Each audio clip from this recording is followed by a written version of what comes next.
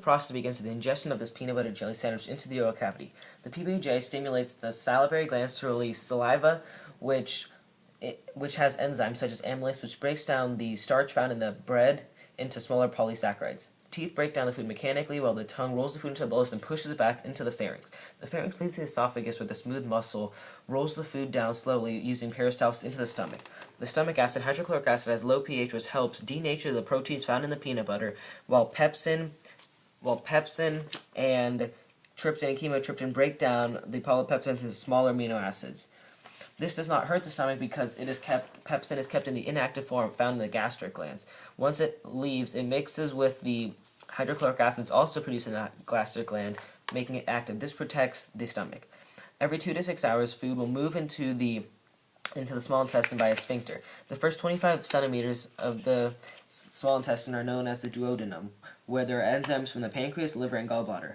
Disaccharidases help break down disaccharides into smaller monosaccharides.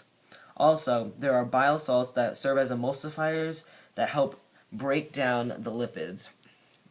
To absorb the nutrients that are broken down, there are villi found on the intestinal wall of the small intestine.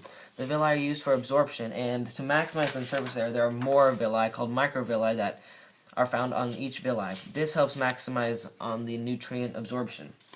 Found on the villi are various blood capillaries which absorb the nutrients and will move it to the liver, where it will then go into the heart, where it can be distributed throughout the rest of the body.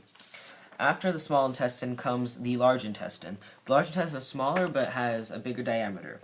The first part of the large intestine, the colon, recovers water lost through digestion. The second part, the cecum, ferments the vegetables, and the rectum stores the food, which slowly becomes more and more solid as it moves through. After 12 to 24 hours, it is stored and becomes very solid, and then once ready, it will be evacuated with the anus.